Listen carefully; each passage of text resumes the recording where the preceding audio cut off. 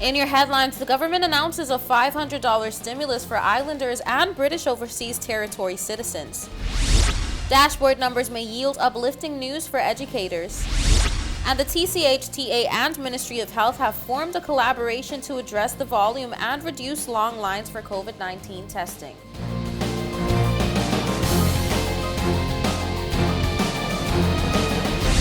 From the PTV Broadcasting Headquarters in Providencial is your number one source for news. I'm Erica Penales, delivering the latest from across the country this Thursday, January 27th, 2022, right to your door. News Watch starts now. The people have been asking for months and the government has finally listened, announcing today in the House of Assembly a $500 stimulus for islanders and British Overseas Territory citizens. Take a look. Presenting the second supplementary budget for the fiscal year 2021-2022 this morning in the House of Assembly was Honorable Erwin J. Saunders, Deputy Premier and Minister of Finance. Contained within that budget was a surprise allocation for the people of the Turks and Caicos Islands. This good government of the people is allocating $6.5 million to allow our people to benefit from another stimulus.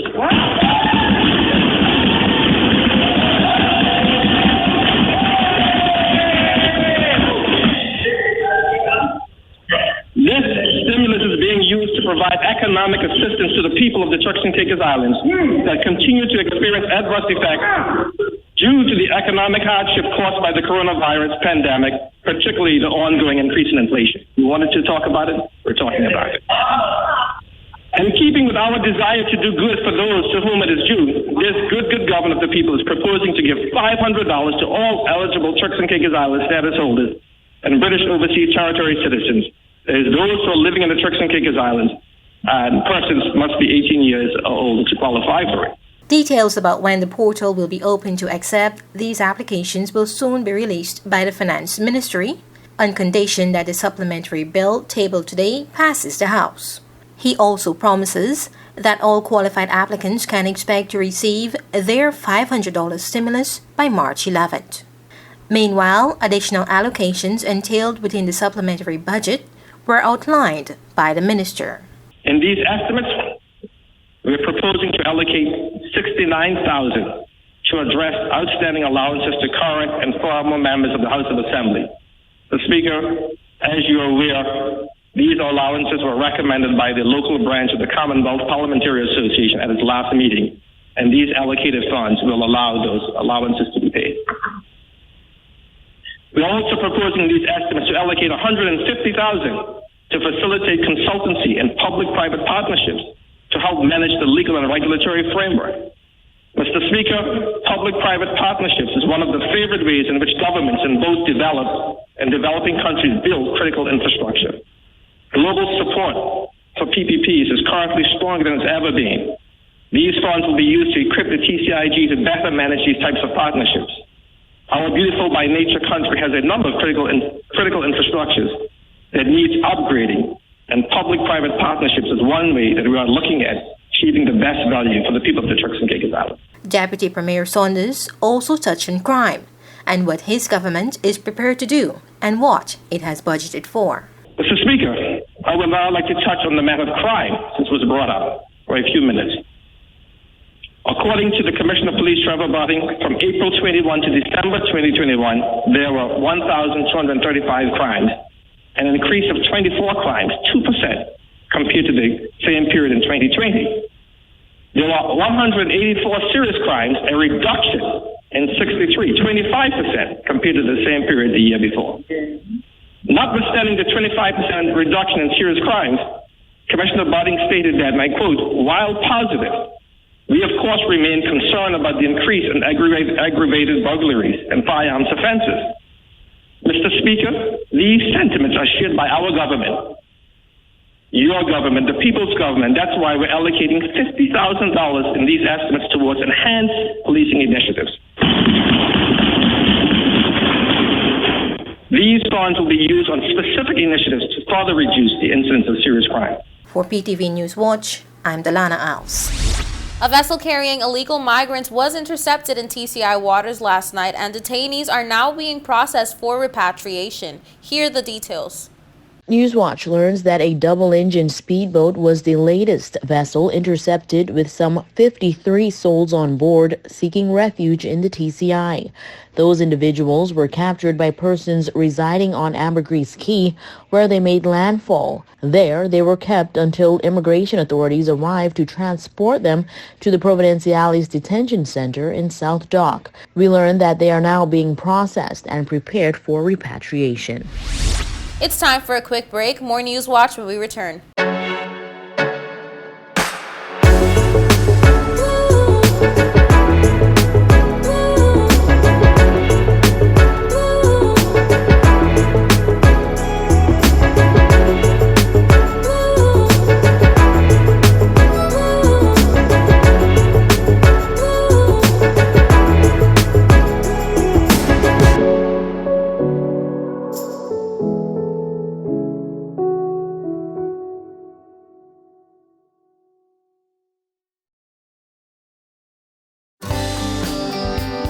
This is a reminder that all PTV service accounts are due on the first day of each month. Accounts should be brought up to date by the 28th of the month to avoid disruption in service. Payments may be made on our office at Stubbs Diamond Plaza, Providenciales, Mides Plaza, North Caicos, and Airport Road in South Caicos. Payments may also be made online using Scotiabank, CIBC First Caribbean Bank, and Royal Bank of Canada. Please allow 3 business days for online payments to be processed. We thank you for your cooperation.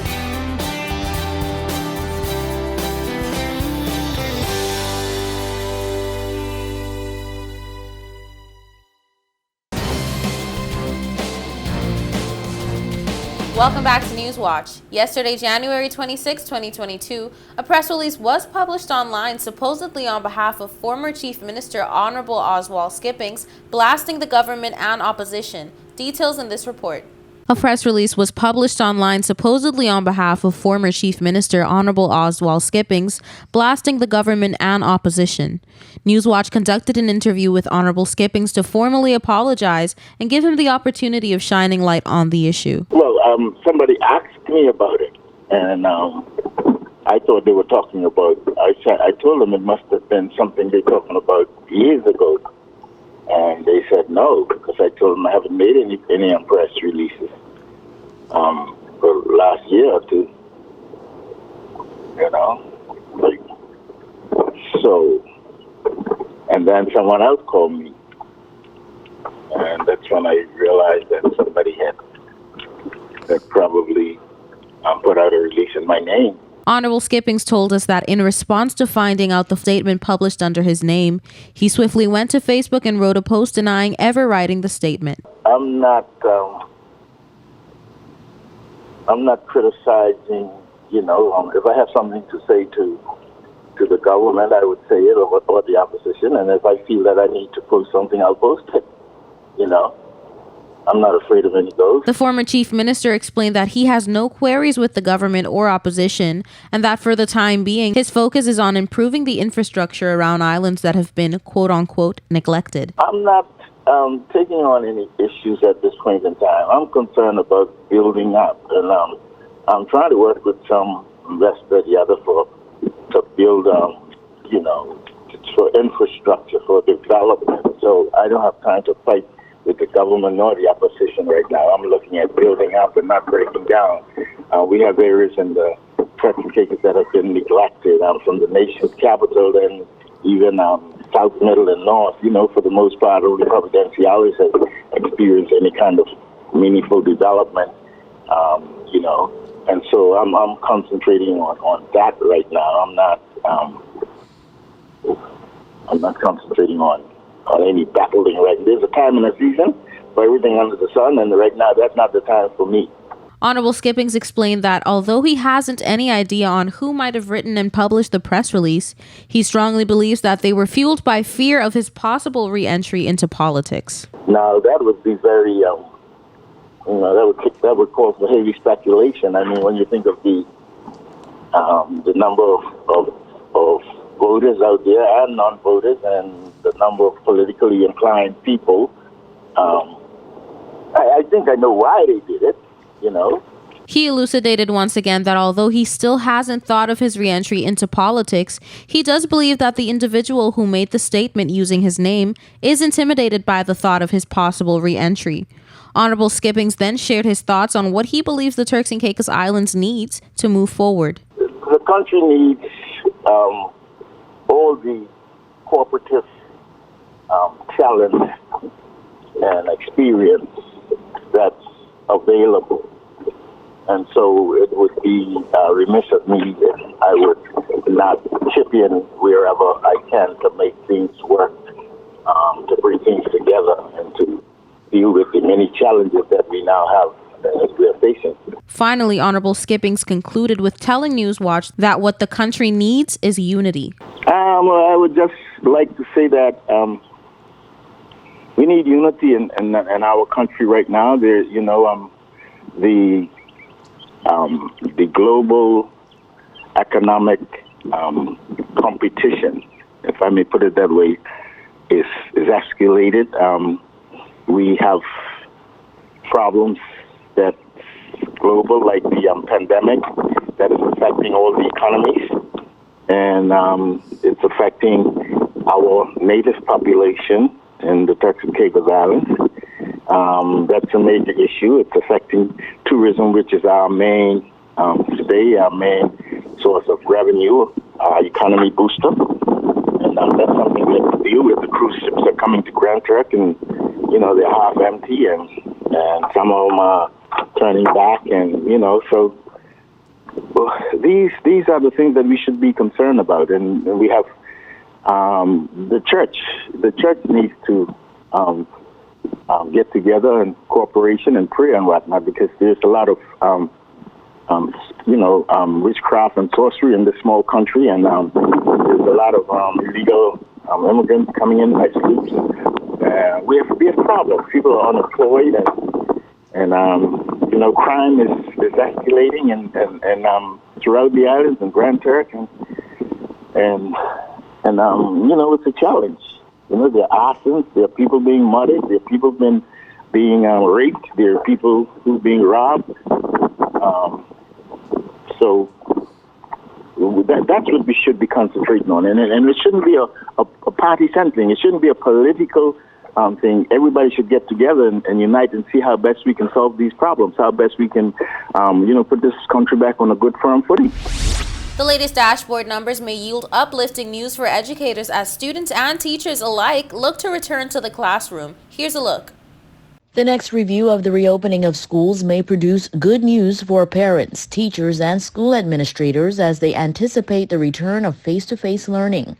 COVID-19 numbers as of Wednesday, January 26, were at 230, steadily decreasing from the 900-plus cases recorded just over a week ago. The minister in her last update shared that the fourth phase, January 31st through February 11th, once numbers decline, should see students re-enter the classroom. If schools are 200 and under, they will be able to accommodate their full cohorts of students. If schools are above 200 cohorts, then we will continue with the hybrid learning, which includes online learning and face-to-face. Students were unable to partake in face-to-face learning for the second term as government worked to combat the biggest and deadliest outbreak that the country has seen thus far, which the Minister of Health says was attributed to holiday festivities and an uptick in travel, as well as the new Omicron variant. That's something that is very concerning to me as the Minister of Health. And again, if no other reason than that's one of the main reasons why we continue to review and revise what we're doing. Mm-hmm. Now, a number of those deaths were of elderly persons, right? So they may or may not have been at the age where almost anything could have caused their death, because they would have more comorbidities than a younger person to begin with. We anticipate a further update from the Ministry of Education as we approach the opening of the fourth phase this coming Monday, January 31st. Don't touch that remote. We'll be right back. Coming up next is your weather forecast. Sister Craft Market Souvenir Shop. Come and visit us for your travel keepsakes, keychains, artwork, t-shirts, clothing, jewelry, and many more. We're located at the Lower Bight gas station in Providenciales, and you can contact us at 649-341-3070. That's 649-341-3070. Sister Craft Market and Souvenir Shop.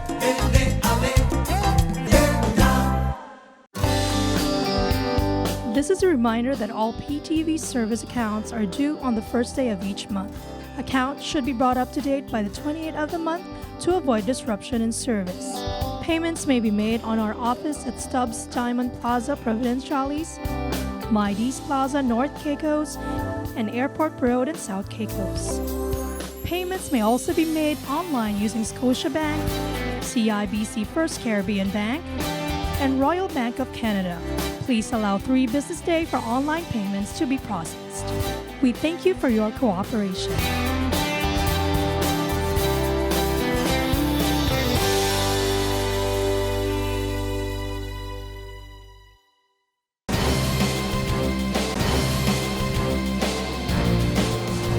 Welcome back to News Watch. Here's the latest in your weather forecast.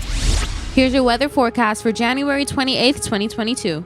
For the nation's capital, Grand Turk, on Friday, partly cloudy skies, high 80, low 75, winds east-southeast at 5 to 10 miles per hour. For South Caicos on Friday, mostly sunny skies, high 80, low 75, winds east-southeast at 5 to 10 miles per hour. For North and Middle Caicos on Friday, mostly sunny skies, high 82, low 74, winds southeast at 5 to 10 miles per hour. For Period and Pine Key on Friday, mostly sunny skies, high 81, low 74, winds southeast at 5 to 10 miles per hour. And on Providenciales on Friday, mostly sunny skies, high 81, low 74, winds southeast at 5 to 10 miles per hour. Now for your sunrise and sunset. Sunrise 6:29 a.m., sunset 5:36 p.m. And for your high tides and low tides, high tides 3:42 a.m., 4:07 p.m., and low tides 10:13 a.m., 10:10 p.m. And that's it for your weather forecast. We'll be right back with more News Watch.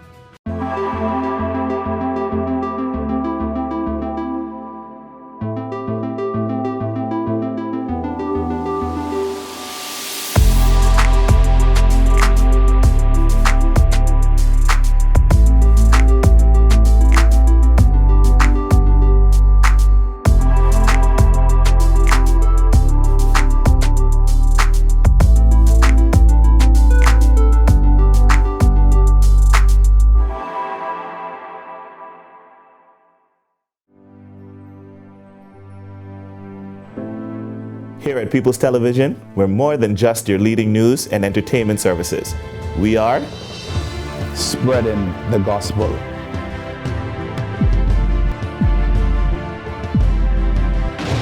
We are breaking barriers. We are preserving the culture. Each one, teach one. We are committed to excellence. We're creating change.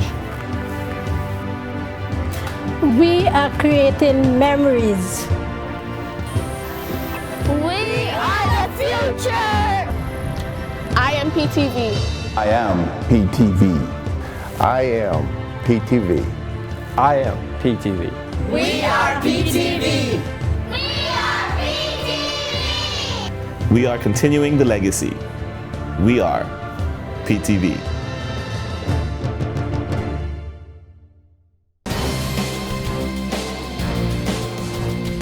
Welcome back to News Watch. In response to the recent surge in demand for COVID-19 testing on island, the TCHTA and Ministry of Health have formed a collaboration to address the volume and reduce long lines. Details in this report. The TCHTA and Ministry of Health have formed a collaboration to address the volume and reduce long lines and wait times for residents looking to confirm their status for the continued protections of themselves and loved ones. Following a meeting with the Minister of Health, Honorable Jamel Robinson, and his team, the Turks and Caicos Hotel and Tourism Association made an immediate appeal to members requesting a training location, manpower, and the donation of rapid COVID-19 testing kits to outfit additional sites for the supplementation of existing testing stations and mobile units already developed by the TCIG Ministry of Health and partners. We've gathered from a press release that, working quickly to expand access on island, TCHTA members submitted a list of volunteers who made themselves available for the training conducted by the Ministry of Health, guiding them in the proper administration of the nasopharyngeal coronavirus AG rapid tests. The training exercise was conducted by the Director of Health, Charlene Higgs, and members of the MOH team at the Ocean Club Resorts conference room.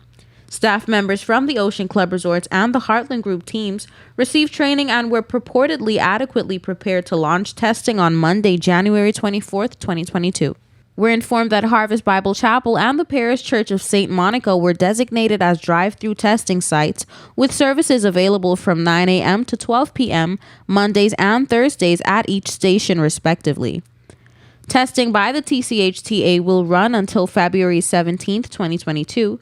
Equipped with COVID-19 rapid test kits provided by the MOH and donations from Beaches, Turks and Caicos, Amanyara Resort, the Heartland Group, Como Parrot Key, Ocean Club Resorts, and Grace Bay Club. The testing launched on Monday with a grand response from the public. CEO of the TCHTA, Stacey Cox, shared, "We are thankful to partner with the Ministry of Health for this exercise as we provide support to boost the volume of tests that can be administered to our residents during this time. We look at the need to increase the testing capacity quite positively, as it means that locally we are serious about knowing our status and ensuring we can take the necessary measures to protect ourselves and those around us. The TCHTA is always grateful to lend a helping hand to our government in whatever way we can, and we are thankful to our members whose support is always just an email or phone call away. The TCHTA invites anyone in need of testing to visit the satellite stations and to share the information with their family members, co-workers, and friends. Testing is available to all, with government-issued identification needed for registration." Mr. Wilbert Mason, General Manager of the Ocean Club Resort, said, quote, "We believe that every Turks and Caicos Islander deserves easy access to testing, and our resort teams are proud to lend our support to this initiative." He continued, "It is important that we look out for one another and keep each other safe through vaccinations and regular testing to impede the spread of the virus in our communities and to the vulnerable among us." The TCHTA also joins with the Ministry of Health in encouraging residents to get vaccinated and boosterized and to follow the TCI Health Promotions and Advocacy Facebook page for regular updates on testing, vaccine clinics, and official COVID-19 information.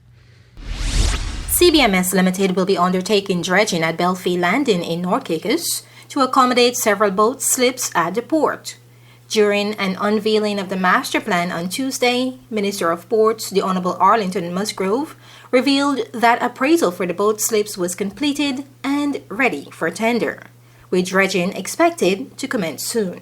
And this morning, January 27, Port Authority Chairman Urban Francis and Ralph Deitch of CBMS Limited signed a contract for the Belfie Landing dredging project.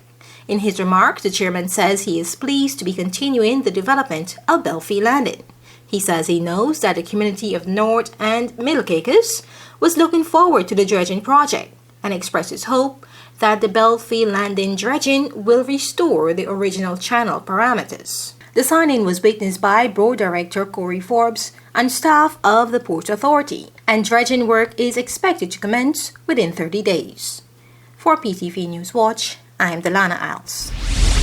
That brings us to the end of this edition of The Real News. I hate to leave you so soon, but of course, you can join us right back here every weekday at 6:30 p.m. and tap into our social media platforms at www.ptv8tci.com.